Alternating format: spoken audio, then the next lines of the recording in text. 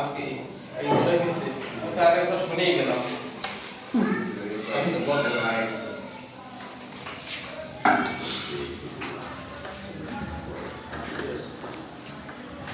এখানে লেখছিল আঁকা, কাগজ, কাঠ। আমাদের তিনটা শব্দের ভিতরে আকার প্রযোজ্য, কিন্তু আমাদের কি বাড়তি কোনো আকার আছে? বাড়তি কোনো আকার আমাদের নেই। কোনো আকার বাড়তি আমাদের নেই। না থাকার কারণে আমরা যারা ব্রেইল পদ্ধতিতে পড়াশোনা করি, দৃষ্টি প্রতিবন্ধী মানুষ, আমরা আমাদের জন্য যে সাংকেতিক চিহ্ন ব্যবহার করা হয় সেটা হলো স্বরবর্ণের ভিতরে দ্বিতীয় যে অক্ষর, সেই অক্ষরটার নাম হলো স্বরেয়া। এই স্বরেয়াতে আমরা আকার বোঝাই, এই জন্য এখানে লিখছে স্বরেয়া কয়াকার আকার। আচ্ছা, এরপরে লিখছে কাগজ কয়াকার গ বর্গের জ, ওই আকারটা আছে কিন্তু। আচ্ছা, তারপরে লিখছে কাঠ কয়াকার ঠ কাঠ। আচ্ছা, এই তিনটা শব্দেই আমরা কিন্তু যদি এখানে বলতাম যে ক সরেয়া ঠ, তাহলে তো হতো না। জিনিসটা হয়তো ঠিকই, কিন্তু খারাপ শোনায়। আবার যখন তুমি কোনো একটা মানুষকে তার জিজ্ঞাসার পরে উত্তর দিবা একটা বানান, যে ভাই এই বানানটা আপনি একটু বলে দেন, তখন তুমি যদি আকারের পরিবর্তে সরেয়া অ ব্যবহার না করো, সরেয়া ব্যবহার না করো, তাহলে তো তোমার আকারটা কি তুমি নিজেও খুঁজে পাবা না। এখন তুমি সেই সরেয়াটা ব্যবহার করেই যদি বলো যে কয়াকার ক বর্গের ছ কাগজ, এটা হলো সঠিক বানান। এখন তুমি যদি বলো ক সরেয়া গ বর্গ জ লেখেন, এখন ও ওর ভাষায় লিখে গেছে ক সরেয়া গ বর্গে জ, হয় নাই। ওদের মতো করে হয় নাই, যেহেতু ওদের সাথে আমাদের তাল মিলিয়ে চলতে হয়। তাহলে ওদের জিনিসটা ফলো করতে গেলে আমাদের কিছু গোপন নিয়ম কারণ আছে, যেটা আমরাই শুধুমাত্র বুঝি। ওদের বোঝার প্রয়োজন পড়ে না, আর দরকারও নাই, আমরা বুঝলেই যথেষ্ট। আচ্ছা, এখন একারের বিষয়টা আসতেছে, কে, তারপরে আসতেছে কি। যখন তুমি লিখবা কে কয়েকার, তত কয়েকার লিখলে তোমার ক লিখে ব্রেইলে এ লিখতে হবে, যেহেতু আমাদের কোনো একার নেই। আচ্ছা, এরকম তো এইভাবে আমরা এই আকার একার রস্যিকার দীর্ঘিকার গুলো লিখে নেব পরে সময় আস্তে আস্তে সামনে যায়। এবার আবার যেমন ধরো তুমি যখন কৃষ্ণ বানান করবা, কৃষ্ণ বানানটা কি লেখে ওরা? কয়রিকার প্যাটকাটার মধ্যে ছয় ন, এটা কোন ন? এখন আগে লিখতে হচ্ছে দন্ত ন, সরি মধ্যন্য লিখতে, এখন দন্ত ন লাগে। এখন কৃষ্ণ বানান যদি তুমি কয়রিকারে ক্রি না দিয়ে রশ্মি দন্তেশ দন্ত দিয়ে ধুয়ে দাও, তোমার এটা হলো আস্ত ভুল হবে, যে ভুলের কোনো সংশোধন করার কোনো সিস্টেম নেই। এই জন্য কিছু কিছু বানান তোমাদের আগে দেখা দরকার, যারা অক্ষরগুলি চিনে গেছো। এরপরে আসবো হলো আমরা চিহ্নগুলোতে। যখন এইগুলি বানান চিনে যাব, তখন আমরা চিহ্নগুলোতে আসবো। আচ্ছা, এর বিশেষ ব্যবহার কোনো শব্দেই যখন কোনো ব্যঞ্জন বর্ণের পর স্বরবর্ণ থাকবে এবং ওই বর্ণ দুইটির মাঝে স্বরেয় উচ্চ থাকবে, মানে দেওয়া থাকবে, তখন বর্ণ দুটির মাঝে স্বরেয় অর্থাৎ ডট ওয়ান, যেটা ডট ওয়ান ব্র্যাকেটে দেওয়া আছে, আমি পরে লিখে দেখাবো। ডট ওয়ান যেটা ব্র্যাকেটে দেওয়া আছে ব্যবহার করতে হবে। সেক্ষেত্রে আমরা বুঝতে পারি, যারা সাইটেড মানুষ চোখে দেখে তারা লেখে ব রস্যই বই, তাই তো? কি লেখে বই বানান? ব রস্যই না, কারণ তোমাদের তো তুমি যখন পড়ছো তোমাদের কি ছিল? রস্যই তো ছিল, ছিল না? জি। আচ্ছা, তারপরে রস্যই আরও তো ছিল, জি জি, কিন্তু আমাদের তো তা নাই। এই জন্য তোমরা সরাসরি লিখে যাইতা, যারা সাইটেড ছিল তারা লিখে যায় ব রস্যই বই। আমরা কিন্তু সেটা লিখতে পারি না, আমরা লেখার সময় লিখি ব সরে রস্যই বই। জি। তাহলে দেখছো কতটা কঠিন একটা ব্যাপার। একটু জানলেই সহজ, কিন্তু যে জানবে না সে মনে করবে যে জায়গায় সরেওয়াটা দেওয়ার কোনো দরকারই নেই। যখন তুমি ব রস্যই দিয়ে থুই দিবা তখন বয়ের শিকারে বি হয়ে যাবে, তখন তুমি আর একটা ঝামেলার মধ্যে পড়ে যাবা।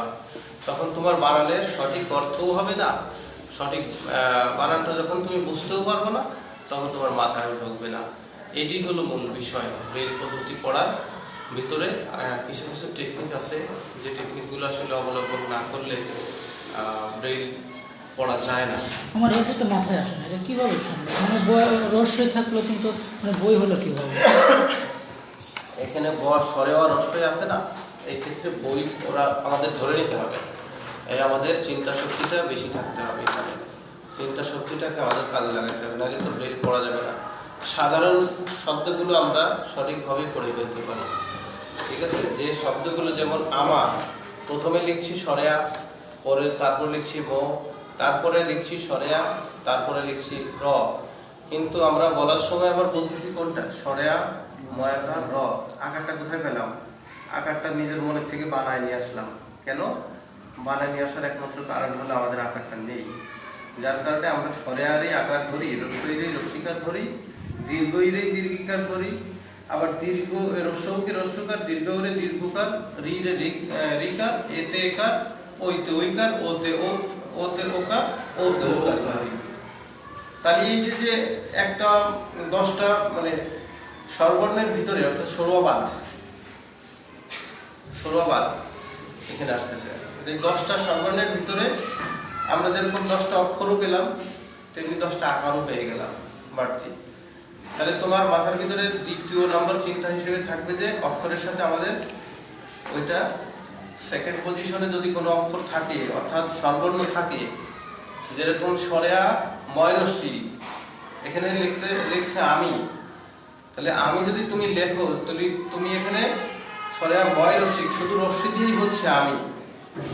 এখন যদি তুমি রস্যিকার কোথায় পাবা? ওই রস্যিটাকেই রস্যিকার মনে করতে হবে, এইটি, এছাড়া বিকল্প কোনো পদ্ধতি নেই। তো এখন আর একটা জিনিস আমরা দেখছিলাম, সেটা হচ্ছে যে আমি একটু খুঁজে নিই, সব তো মনে থাকে না, বইকে উল্টা করে ধরলে থাকতে মনে হয়।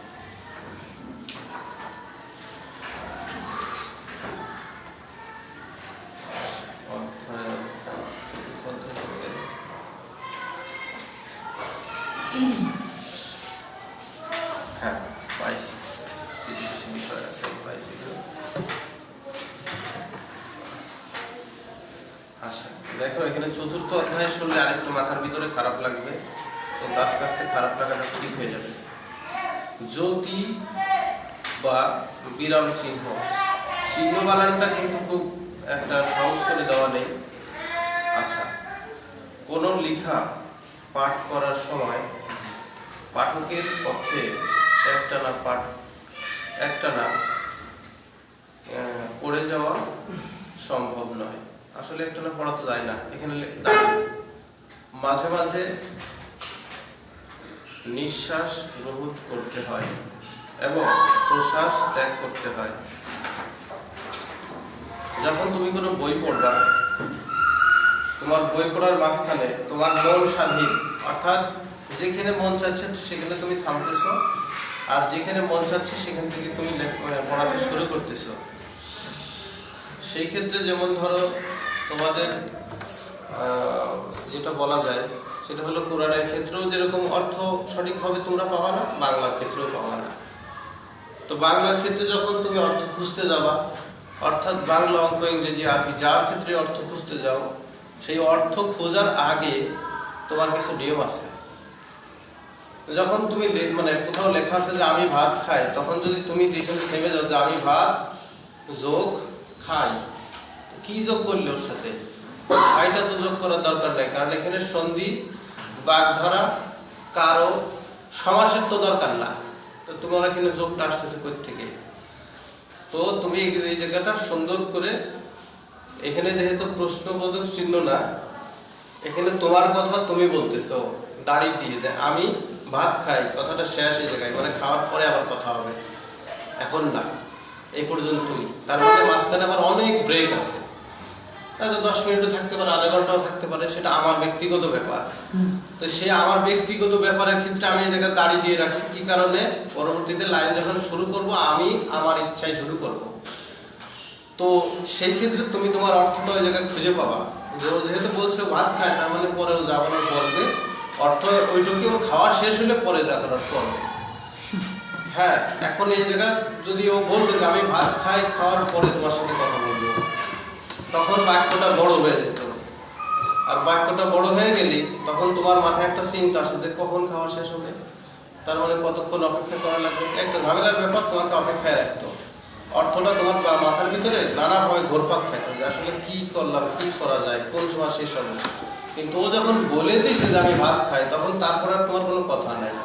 তুমি প্রশ্ন হয়তো করতে পারো যে একটু তাড়াতাড়ি খাই, এর বেশি তো আর পারবা না। কারণ তুমি কি বলতে পারবো যে কখন খাওয়া শেষ হবে, কি এইসব তো তোমার বলার দরকার না, কারণ তোমার অর্থটা তোমার জানা হয়ে গেছে তো কি করতেছে। তাই পাঠকের মাঝে মাঝে থামতে হয়। বাক্যের অন্তর্বর্তিত কি, বাক্যের অন্তর্নিহিত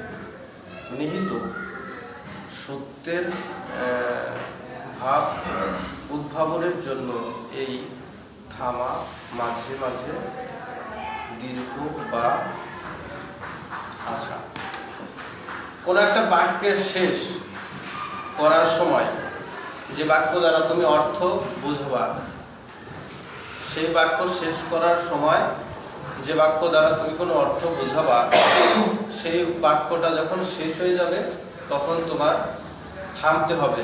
যদি সেই থামাটা হয় অল্প সময়, তাহলে তোমার সেখানে আসবে শুধুমাত্র কমা।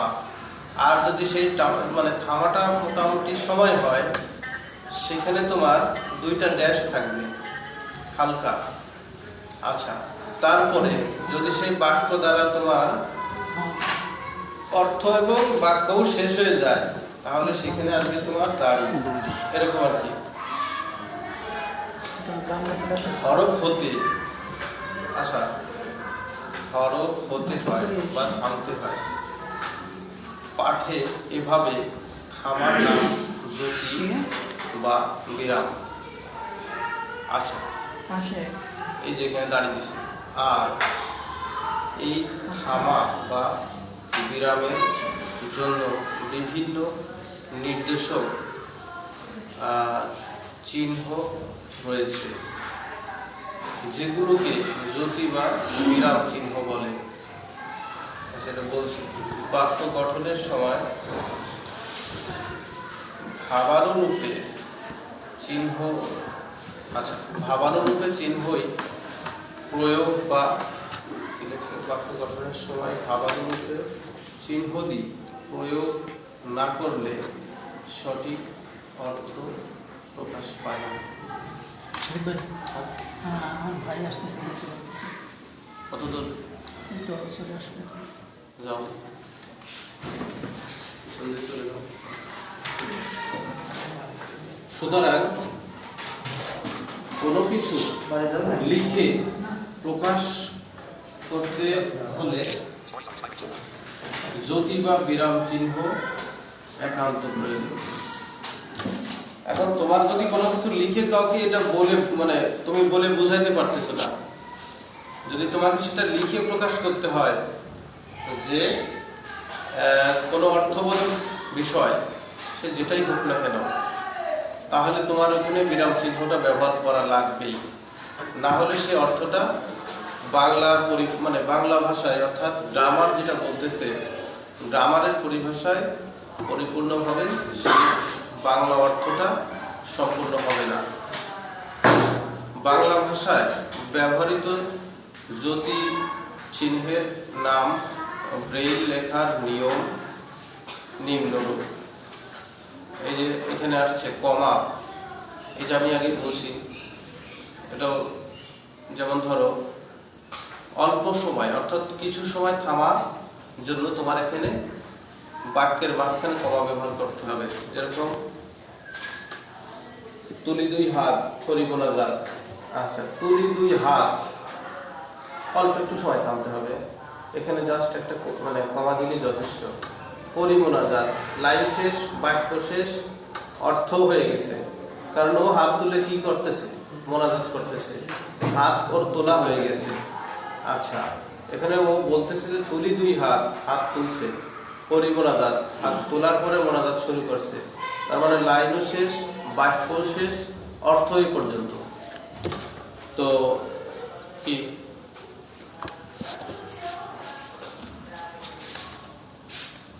তো আচ্ছা ঠিক আছে, অর্থ এই পর্যন্ত, যার পরিপ্রেক্ষিতে তোমার ওই তুলি দুই হাতের মাঝে একটা কমা দিতে হবে। একটা কমা দিয়ে করি মোনাজাত এই কথা, এই শব্দটা লিখে গাড়ি দিয়ে লাইন ছেড়ে দিতে হবে। তাতে তোমার লাইনে যদি মনে করো যে 28টি ঘরের ভিতরে 16টা লিখছি, আরো 12টা বাকি আছে, তো সৌন্দর্য রক্ষার ক্ষেত্রে এবং কবিতার ক্ষেত্রে এবং লাইনের ক্ষেত্রে তোমার ওই লাইনটা ছেড়ে দিতে হবে।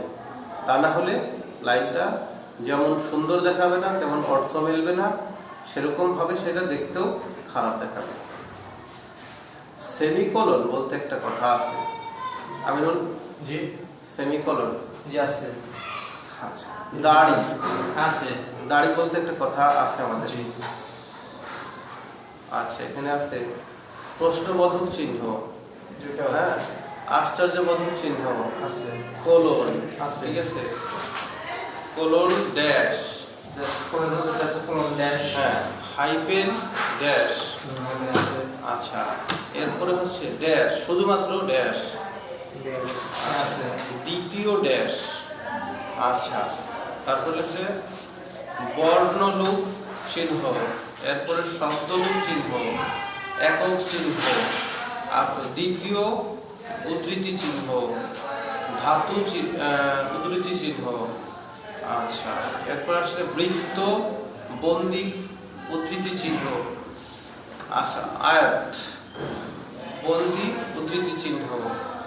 আচ্ছা, লিখছে অবলিক চিহ্ন, তারপরে সমান সমান চিহ্ন, তারপরে আছে হচ্ছে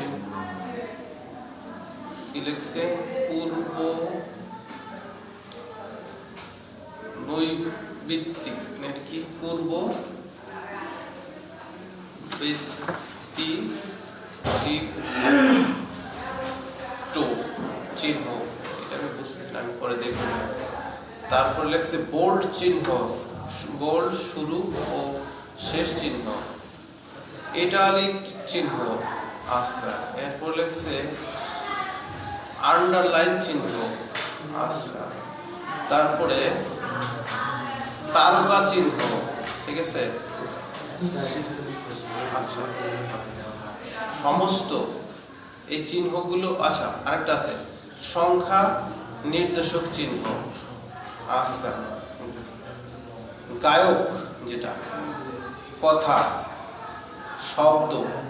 তাহলে এইবার তোমরা চিন্তা করো, তোকে ব্রেইন পড়া তো যখন শুরু করবা, তাহলে যখন তোমরা শুরু করছিলে তখন কি এই চিহ্নগুলো কেউ দেখাচ্ছিল বা বলছিল? মনে হয় তাহলে এই চিহ্নগুলো তো দেখানো দরকার, চেনা দরকার, এবং চিহ্ন সম্পর্কে তোমাদের ধারণা থাকা দরকার। তাহলে এই যে প্রত্যেকটা চিহ্ন এবং প্রত্যেকটা জিনিস যদি চিনতেও জানতে হয়, তাহলে তো এগুলো লিখে দেওয়া লাগবে প্রত্যেককেই, কারণ বই তো আমার কাছে একটা। আর লিখে যখন দিতে হবে তখন আস্তে আস্তে সময় করে লিখে দিলে তোমাদের এগুলো কিন্তু মনোযোগ দিয়ে পড়াও লাগবে, নাহলে কিন্তু চিনতে পারবে না। আচ্ছা, এটা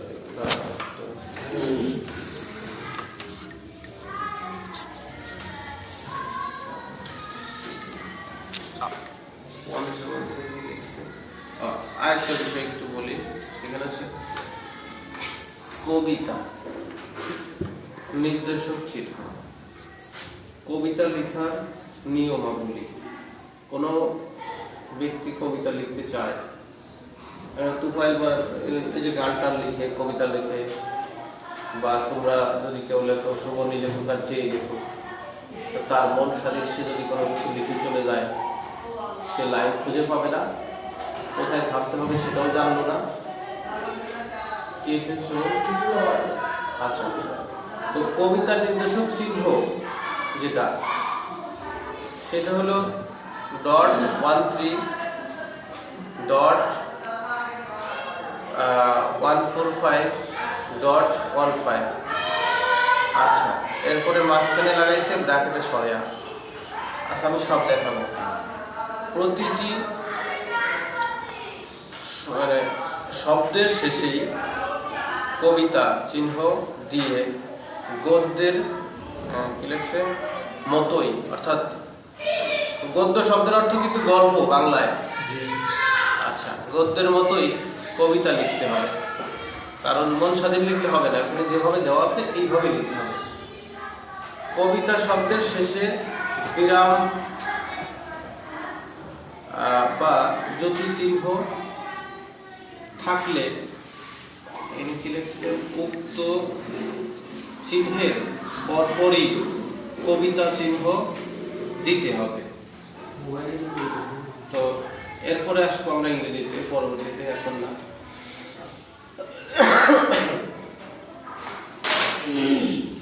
আচ্ছা, এই যে বইটা নিয়ে আসলাম, এই বইটা সম্পর্কে একটু ধারণা দিলাম।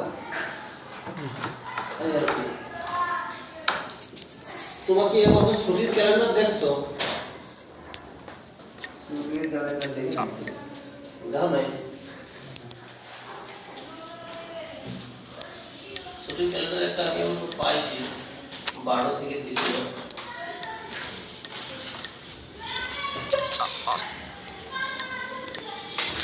যেমন ধরো